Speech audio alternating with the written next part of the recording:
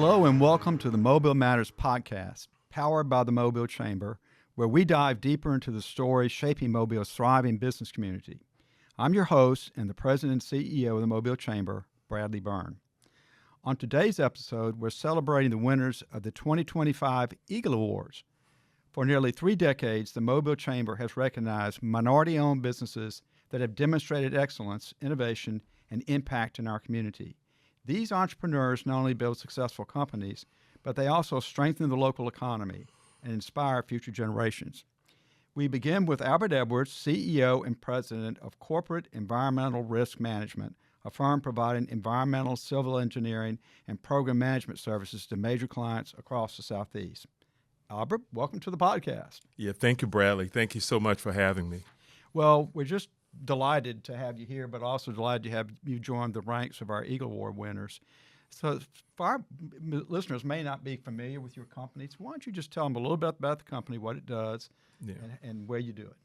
Yeah, thank you so much. And again, thank you to you and the Mobile Chamber for all that you do and for this recognition. So we call ourselves a vertically integrated engineering and program management business. So we primarily practice civil and environmental engineering and project management.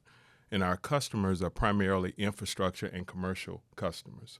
So infrastructure, that includes, roads and bridges and airports, but then also sewers, port authorities. And so we're headquartered in Atlanta, and we have branch offices around the Southeast with having a branch office here in Mobile, which is my home. Well, we're glad to have a hometown guy doing well. That's really good to hear. So how did the company get started? Yeah, thank you for that question. And if you will indulge me, I really think the company started when I was in high school, to be quite honest, and perhaps in my mind. I grew up in Pritchard. I'm a Mattie Blunt grad, 1983. And the Lord called my parents home early on in my life. I'm the youngest of 4 boys. So my mother passed at 12, and then I was 9 when my father passed. And I had worked for a city councilman by the name of John Sanderson in Pritchard, who was also the industrial cooperative training teacher, which I think in some communities now they call the program CTAE, but I had worked for him. And the Corps of Engineers was being sued for some of their hiring practices during that period. And so he suggested that they hire kids from Blunt.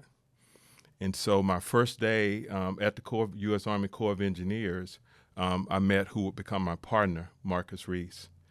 And so and I had just moved around the corner from Marcus, and I'm pretty sure I ate more at his mother and father's home over the next 30 years than he did. So just a tremendous kinship, and that's where it started. And so subsequently, I went to Mississippi Valley. I was a football major, minored in industrial engineering, and matriculated there. I didn't get a chance to play professionally as I had hoped for, but had done well academically. Came back home and was hired by BCM engineers. So much of the engineering infrastructure in this community are folks from BCM and also Volkert and Thompson. And I worked in corporate for several years and was doing well and really wanted to invest in a sickle cell dinner award. My nephew, who's here, was born with sickle cell. The young lady I was dating at the time, her son had sickle cell, and the company, my employer, offered to buy 2 tickets, and the table was $1,000, so 2 tickets were $200. And I had gone back to business school and recognized that, and they were good folks, but entities make social investments along the lines of their strategic interest. And so I was lucky enough to have saved some money, and Marcus, who I met that first day, he was in Atlanta as well. And we spent a year working on a business plan, and that was in 1995, so exactly 30 years ago. Wow. Yeah. Come a long way in 30 years. You're one of the leading environmental and engineering companies across the Southeast. So you come up with this plan 30 years ago. So how did it unfold from that point forward? Yeah, well, thank you for that question. So we really entered the market as an environmental program management firm. And so our work was primarily on the private side. We were working for institutional real estate interests. We had national contracts and really stumbled into some of the public work. And we had an opportunity to conduct the environmental impact statement for Hartsfield-Jackson, which, as you know, is the world's most traveled airport. And that was a 2-year, $5 million study. And so subsequently, that kind of introduced us to the world of infrastructure outside of the private sector work we had traditionally done. And so with some discipline and a whole lot of learning and prayer, we've been able to continue to grow our market share in those spaces. So the company has had a steady growth, and so we're about 130 employees. I was going to ask, so you've got an office in Atlanta, an office down here in Mobile. Where else do you have offices? We're in Tampa and we are in Orlando. Wow, so that busy Florida market. Yeah, busy North Central Florida. We have work that we're standing up in Nashville now, but I'm a little biased toward Mobile. I sleep really well here, and I get good food from my aunties and others here. So that's where we are. Well, we're glad to have you back whenever we can get you, and if we need to find out where your auntie is so we can make sure she's still cooking for you, we'll make sure we do that. Amen. Amen. So what do you think has been the key to your company's success? Yeah, thank you for that question. In addition to the 30-year milestone, I've had some personal milestones, and so you spend a little more time thinking about that. And so first of all, it's nothing more than the Lord's grace. So the grace of the Lord. So I know that I couldn't have some of the things that we get to do. The blessing of being able to create job opportunities is something that I couldn't have imagined, and I know it has to be the grace of the Lord. And that the villages that we've been a part of, starting here, have been really pivotal. So remember, a young man, who was being raised by his siblings, and at the Corps of Engineers, I had as an adult now, I realized that I was parented by those people that I worked with. I worked in the mornings before I went to school, before football and track and everything else. So, and life has continued to produce those villages or those people who are intercessors, if you will, who've offered guidance, correction on occasion, and that coupled with some discipline, some business discipline around focusing on markets, trying to exceed the expectations of our partners, contribute a little more than our share is something that we've learned. And then, of course, giving back to community, which most of which is through small business advocacy, workforce development partnerships, and education collaboration. So if you were to look at our DNA as a company and some of our philanthropic work, we have a foundation, the CERM Legacy Foundation, and if you look at that, I hope that is what you see as a fingerprint of giving back, really trying to replicate the model that brought us here. Wow. Yeah. You've made community involvement a really big part of CERM's identity. Yeah. What are the ways that y'all give back? Yeah, no, thank you. Well, I mean, the most fundamental way is really trying, again, to replicate how I arrived here, how I'm sitting at the Mobile Chamber this morning. We have a shadowing program, and the shadowing program, initially we would just let 1 or 2 students just come by, and my late partner Marcus passed in 2017, November 21st. He recommended that we give it structure, and we did. And so going from having 1 or 2 kids on occasion come by, we rescaled the program where we could take 25 or so kids at a time, and really introduce them to the industry, and also expose, showcase some of the projects that were taking place.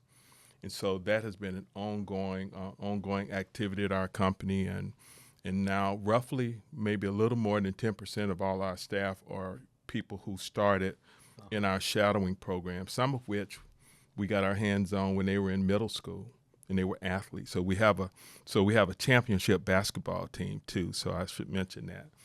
has created some problems with some of our customers because the young people don't really let customers win. So the shadowing program has really served as the foundation. Then, of course, I've chaired a number of organizations and have been a board member and just simply a member. And as you know, service could come across as purely giving, but one receives a lot. You learn a lot in the process of serving others. You have to try and put your mind and your ideas around where that person sits and how to help them get to where they're trying to go. Wow, that's great. I don't know about your young people, but we see in some of the programs around here that these young people probably wouldn't have been exposed at all to what they were experiencing. I don't know if you see that with your young people, but just the mere opportunity that they get to watch people do their work inspires them to do better at school, to have their own personal ambitions to do things. That's so important for young people to see that. Yeah, well, for me, it was, my time at the U.S. Army Corps of Engineers, and in addition to being mentored and encouraged, but I was guided on which courses to take. When I went to college, my negotiations for my first salary with BCM was facilitated by some of the folks from the Corps. But probably more importantly, as a young person, that experience really enhanced my academic experience. Right. So being around engineers, math became a bit more tangible for me. It facilitated more positive decision making. Once you figure out what you want to do, you can pretty much figure out what you can't do in order to do what you want to do. Yeah, that's so true. So what advice would you give to other businesses that are trying to grow and scale while maintaining their values and community focus? Yeah, no, thank you for that question. And one of the blessings of being a small business and one that has grown, I've been able to attend some really good training and courses, and so I would say one, continue to grow yourself professionally. Invest whatever that means. Continue to grow your skill set to make sure that you're working with sharp tools. And then I think there has to be discipline. It's so easy to get out there to register your company, to get business cards, but having a good sound business plan with some real vigor around your marketing plan is just really important. Not just for the selling of your services, but how you're going to deliver those services and products. So rooted in those fundamentals, and again having that spirit of community, and I think those things. And one other thing I guess I should mention is whatever space you're in, make sure you understand the specific industry best practices for your industry. I was at a service station one night when we were building Fifth Runway at Hartsfield, and I was standing there getting gas, and on the other side was an older gentleman, a Caucasian gentleman, and we got to talking about the rain, and he asked me, so what do you do? And I told him. He said, I used to be president of Parsons. Parsons at the time was one of the top 5 largest firms, but I met him, again, the grace of the Lord, right? So I meet at a service station in my neighborhood between my home and the office, the former president of Parsons, and I ended up following him off to some courses to get some industry best practices. So I think knowing your industry and what the champions in your industry are doing are key, and we've had many great examples here in the Mobile community. Albert, thank you for joining us. Thank you for what you're doing in this community and across the South. And congratulations on winning the Eagle Award. Very special. And we're real proud that it's going to one of us, somebody that was homegrown here in Mobile. Yeah. We're going to take a quick break, but when we come back, we'll sit down with another inspiring Eagle Award winner, Alan Rice with Rice and Reese Funeral Home, a business known for its compassionate care and strong community ties. Meetings and events bring hundreds of millions of dollars to our local economy, and Visit Mobile wants to partner with Chamber members to keep that momentum going. Know of a meeting or conference that could be a good fit for Mobile? Contact David Clark at dclark@mobile.org. Share your lead, just the meeting name, and you're entered into a raffle. Every qualified lead will win. Some include prizes such as cruises, luxury hotel stays, and restaurant gift cards. Let's grow Mobile together.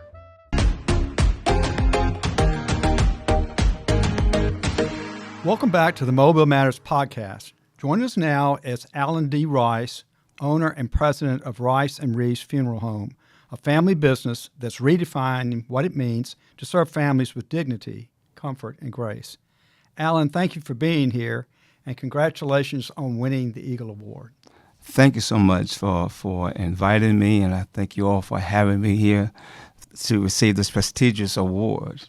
I'm looking forward to blazing the trail even more. I'm excited about just showing people what we are about and in the community. Well, you've got a very powerful story. It's driven by a desire to help others during life's most difficult moments. What do you wish more people understood about your industry?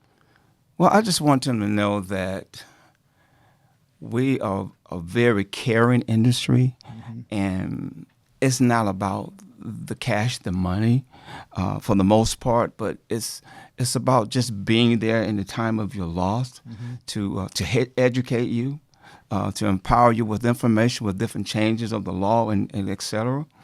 So we just want to be there for them, to help them to get through the grieving process. And we're here not in death, also in death, but prior to. You know, there's life, there's death, and there's life on the other side. Right. So this is where we are. We're here in the beginning, on this side of life. Then when you're experiencing death, we're here for you. And then through the process of death and the grieving process, we're here to help you get through that as well. You know, your approach really focuses on blending professionalism with a personal touch. Yes. Making every family feel seen and cared for. How do you and your team create that sense of comfort and trust? It's very easy. For an example, my grandmother passed away. My grandpa first. And my grandfather had me to, before he passed away, he wanted me to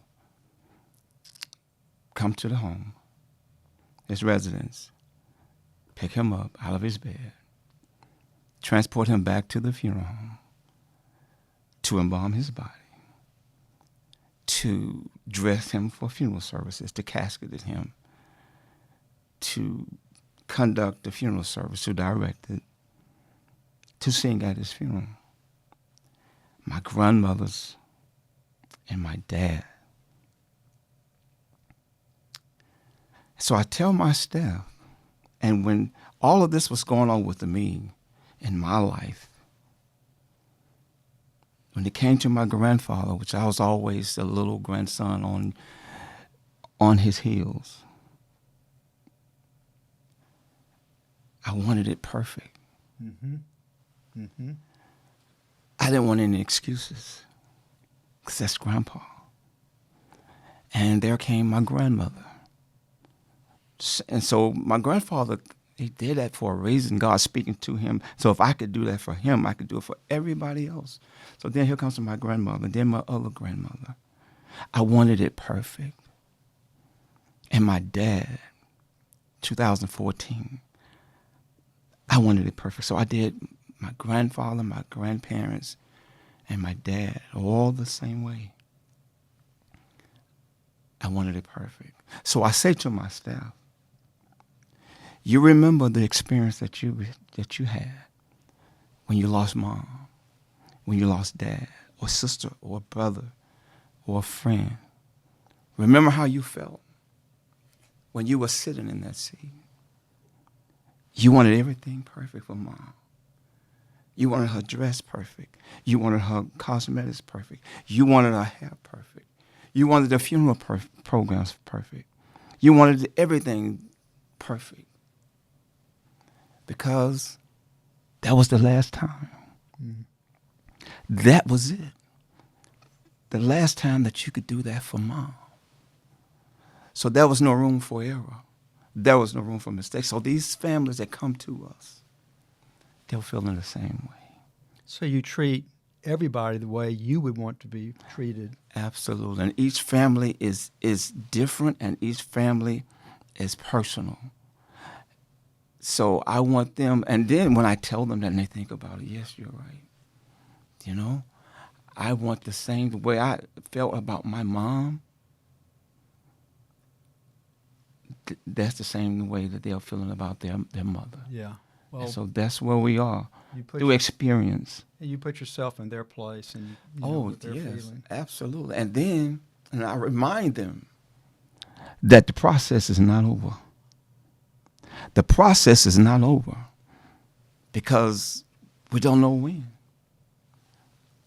When it's God's decision to come back into the family. And there's a sister or a brother. So you can't be comfortable. You can never get comfortable. You understand? So it's very easy through the experience.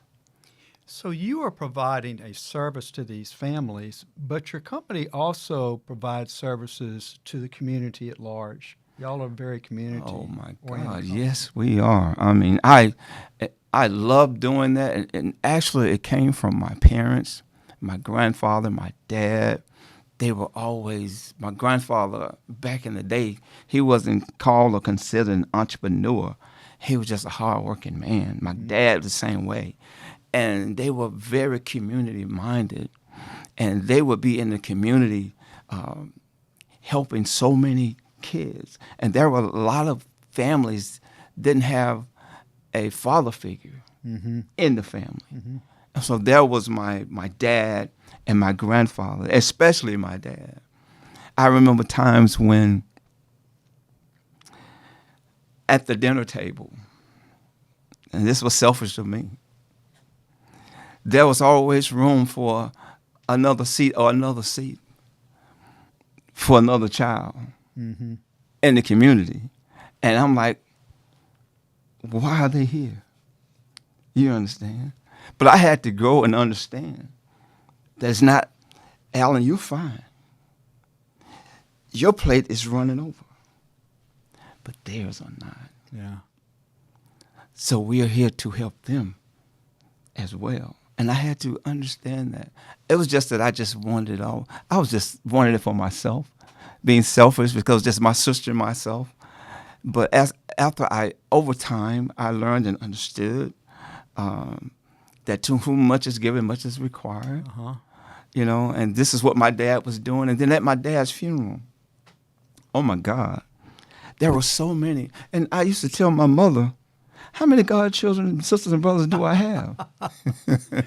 My goodness, here's your god brother. Here's your god. How many do I have? You understand? But at my dad's funeral, they all came. Oh, that's great. They all came. They were doctors, lawyers, educators, engineers. I said, wow. I see, Dad. Pretty tangible proof of what he did. So y'all have these college tours. Oh, yes. So tell me about those.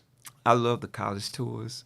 The one thing I love about the college tours is when the kids are so excited about the tour. And then when they tell me, this is amazing to me. Thank you, Mr. Rice, for allowing me to be a part of the tour. And get this. This is my first time out of the city of Mobile. Oh, wow. I'm like, wow. Just to be out of the city of Mobile, and these kids are high school juniors and seniors, and you've never. I've been blessed. But it's so unfortunate for them. But thank God through my dad and through his vision and through the Lord, how he has poured into our lives that we can give back to the community. And so we take the kids. We've gone to Alabama State University. My cousin, first cousin, he's president, Dr. Quentin Ross. He's president of Alabama State University. So we took. I was in the Alabama State Senate, Book Quentin. Oh, really? Yeah. Well, we're first cousins. Well, he's a great guy. Yes, he is. His mom and my dad are first cousins, sisters and brothers. How about that? Yeah, great guy. He's awesome. So he opened the doors to us anytime we want to come and take kids there. My wife have a relative on the board there at Tuskegee University. So we've gone to Alabama State, we've gone to Tuskegee University, we've gone to Alabama A&M, we've gone to University of Alabama, and these kids are just blown away. And when they got to the University of Alabama, oh my goodness, that's a whole nother country. Yeah. Well, the first three that you mentioned are some of the most historic black colleges and universities in the Yes. country. Mm-hmm. Have an incredible tradition. Absolutely. And the most loyal alumni base I have ever seen in my life. Absolutely. I mean, each one of those schools, I've been around their alumni base. It's incredible. Absolutely. And we're planning to go in the spring to Troy University and Auburn University. Good. Yeah. Good. So that's our plans for the spring coming up. So your industry is not like most industries. You've got to be emotionally present and then professionally present day after day after day after day at this very important time in people's lives. What helps you stay grounded and motivated? What helps me stay grounded and motivated is my Lord and Savior, Jesus the Christ. That keeps me grounded and that keeps me motivated. You know why? Because when I was in my mother's womb and God dispatched me from heaven to earth, He had a calling on my life. And He had a plan and a purpose for me. And to this day, I have yet to have a day that I was not excited about getting out of the bed, putting my feet on the floor, and coming to work. I have yet to have a day in all of these years I didn't want to come to work. In fact, I don't even take vacations. I just love to pour everything God has poured into me. It comes through me, and I pour it out to the families and to the community. I just love what I do, and I'm excited about life. And people say, "You never taken a vacation?" No. Well, it's just the truth. Then they say, "Well, what about your wife?" And I say, "Well, thank God she have 7 sisters, because they're really close and really tight, and they do a lot together, And then at one time, before she just recently retired, she was an RN, so she was busy. But anyway, I just love the passion. And in the 5th grade is when God called me. That's a whole nother story. But God called me to this in the 5th grade. That's amazing. Well, my final question for you is this. As a 2025 Eagle Award winner, what message would you like to share with other small business owners who are building something meaningful? To serve God, first and foremost, to serve Him. And how do you serve Him? You serve Him through serving humanity, serving people, problem solver, putting yourself last. To whom much is given, much is required. That's what I would leave with them. And if you're searching for prosperity, don't chase money. I'm telling you what works. If you're searching for prosperity, don't chase money. Chase Jesus. Because that's what a prosperity is. And when you chase Jesus, guess what's going to happen? Prosperity going to chase you. So it says, first seek ye the kingdom of heaven and all of His righteousness. Everything else He's going to add it. I'm a witness that it is true. My dad told me that years ago, and my grandpa told me that many years ago. They were right. And every day, God just let me know. He sent me this and that. Said, don't worry. I got you. And I tell people this.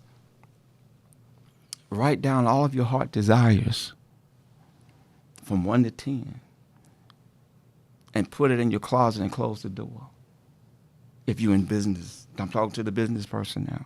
So that means deny yourself. Take up your cross and follow me. And God's going to check your heart desires. He's going to check the boxes, what you want from 1 through 10. Now, he may rearrange it because he's going to bless you, but he's going to prepare you before you receive the blessing. That's how he works. So I just tell people to just concentrate on serving humanity.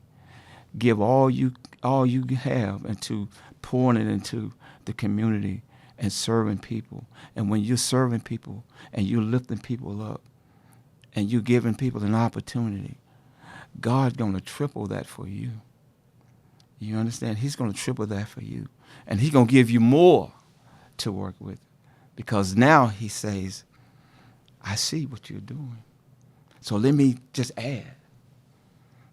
Alan, thank you for sharing your story and your heart with us today. Congratulations again on being recognized with this year's Eagle Award. Thank you so much for having me, and God bless all of you. It's my prayer.